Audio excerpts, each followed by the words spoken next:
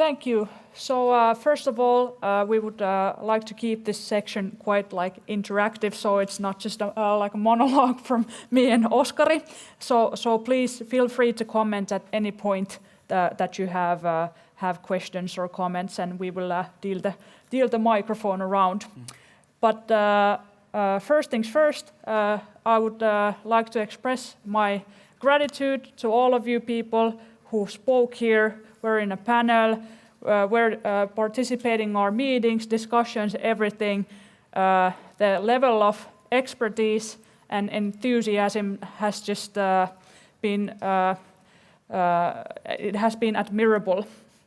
And I really feel that you have put a lot of heart into this as well, and not just speak generally about cycling and issues, but really like targeted to our needs and what do we want to achieve here in Helsinki. So a big thank you to Anni Sinnemäki, Klaus Bondam, Peter Litjens, Mari Kostrup, Timo Harakka, Tapani Liimatta, Milla Kallio, Fetja Kamari, Heikki Pursiainen, Laura Rissanen, Pascal van der Noot, Martti Tulenheimo, and all of our cycling NGO members and our city's mayors. And a special thank you to Oskar Kaupinmäki, my colleague, the cycling coordinator, who has done a lot of work to make this happen as well and supported me throughout this planning process and ensured that this is also like a part of our continuous work. And then also Mia, you have basically made this happen as well, and Mia is our severely overqualified summer intern who has made this happen as well, and has reminded me of things so often and made this happen as well. So then also back to kind of like the contents of what we learned from this so far. It is sometimes hard to make conclusions right when you have heard these things.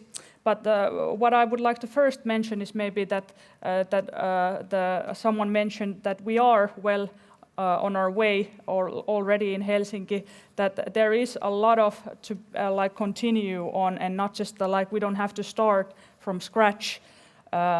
And also this gives us a lot of energy and further enthusiasm to make Helsinki a cycling capital. And also, as was mentioned, similar challenges with Copenhagen and Amsterdam also create this faith in our work and also provide us with tools to know how to tackle these challenges, that these have been overcome, and with these arguments and also where the fact about patience as well, with these that change hurts and people need time to adjust to the new.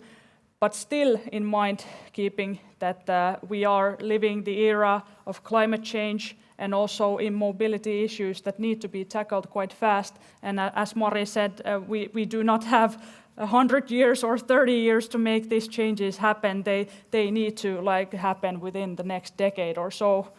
And also maybe one point as well that was raised here today was children and families, as we had the main theme of cycling as a part of cities' vitality, of using them as kind of an indicator species of an actually not good but great cycling infrastructure, and also then it was regarded as one of the signs of a vital environment, that people use the public spaces, and also cycling is a key to make that public space accessible for everyone and get people to feel like they are a part of their living environment as well. And then yes, also I think one point that we are going to take with us as well is that we do have a lot of data, and there needs to be still more qualitative data combined with the quantitative ones.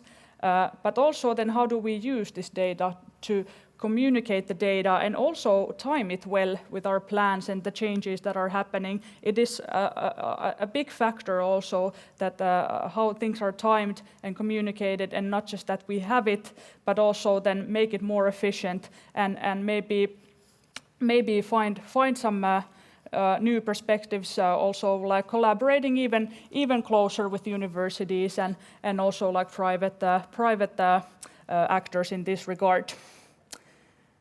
And yes, as to conclude, I would like to say that we need to really like find a balance here in Helsinki between being able to implement things, but simultaneously participate different stakeholders and communicate these results and making it happen. So basically, our challenge lies within that. Yes, we will be and the next Copenhagen and next Amsterdam within the next decade. So we take that challenge gladly. And if Oskari would like to compliment on these remarks, and yes, thank you again, Oskari and Mia Luoma and our guests for this wonderful conference. You are the best. And our technicians as well here at the City of Helsinki and Demos Helsinki for facilitating and this event with such huge professionalism. Wow, thank you very much. That was very thorough. I really don't know if I have anything more to add to that. This event has been a journey. It's been really exciting, amazing, and full of emotion, because I mean, we were used to going to Amsterdam, we were used to going to Copenhagen to get inspired, to get wowed and be like, hey, we gotta take this back home. Now you guys came here and we did all that same stuff, and we got that feeling here, the feeling of inspiration, the feeling of commitment, the feeling of making progress go forward. And I can definitely feel that this is something that's been missing from all our lives in the past year and a half. Business has gone on somewhat as usual in the temporary normal of the COVID pandemic, but now we've actually had a sense of normality, and I just feel so much more energy in me right now. All this talk, all this exchange of ideas, inspiration, commitment, it's expertise, etc. It's something that will definitely boost our energies as the days get shorter and we head into the really dark Nordic winter. There's one thing I need to say here. Klaus told us that there are many good instructions and games for children to, get them to participate, get them to be excited about cycling. Sanna Ojajärvi from the Network of Finnish Cycling Municipalities, or Pyöräilykuntien verkosto, sent me a message reminding me that they're at that agency really aware of these manuals, and they've all already been translated into Finnish. Of course, we'll have to make sure if they are up to date, but I will share the address here in public, because many people in Finland should be aware that these kind of manuals already exist here, and they should be implemented much more than they are now. So I'm just going to switch to Finnish for just 2 seconds so I can share the address. It's www.poliin.fi/pyöräilykasvatus ilman ääkkösiä. That's where you'll find that. And of course, Sanna Ojajärvi will be happy to answer any further questions regarding that. So yes, it's been mentioned that we really need to incorporate children more into urban development, into cycling, and we could not agree more. That's why we wanted to share with you the intervention that we're doing at Suutarinkylä School, and that's something we want to really share here in public. It's not just for us, it's not just for our parents' generation, the elderly, it's for everyone.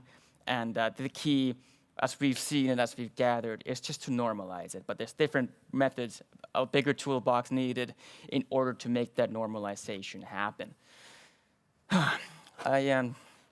We've spoken a lot here now. It's been a bit of a monologue. I also want to express my gratitude. This has been amazing. It still feels kind of surreal, but this is something that will definitely maintain and maybe a little upkeep the momentum we have. And as I said that, I remembered one more important thing. What I've gathered here is that Helsinki, we as a city, pretty much already have all the tools and the goals and methods in place to turn us into a cycling capital in the future.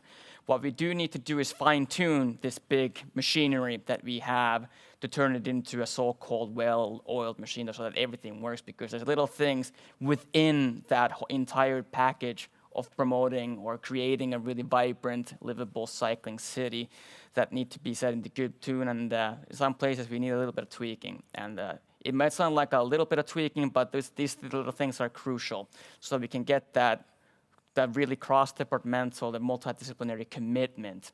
And yes, we shouldn't rush, but as Henna said, we do not have 100 years. There are definitely big issues that have to do with the immobility of people, then the public health, and of course the climate. So cycling is of course really well connected to that. So yes, by the year 2035, we should look a lot more like Amsterdam or Copenhagen than we do now. And we want to keep this collaboration going even after Handshake. It would be a real shame to lose this collaboration that we have after the EU-funded project ends. Okay, now I'm done. Thank you very much. It's been great.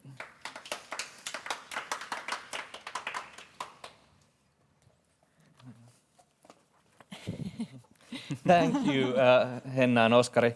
Now the official program of Helsinki Summit is over, and thank you for your participation.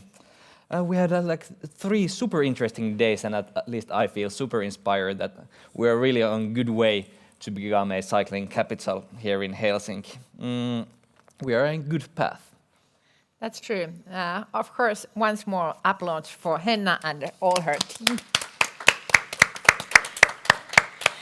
And I have to say that in these kind of local topics, like cycling is, like it's very practical, small-scale solutions also, I find it super important that there is this strong community that supports each other. And I think that's one of the most important outcomes of this event also, that we have been able to find these days to discuss about these topics and share both best practices and the solutions for challenges.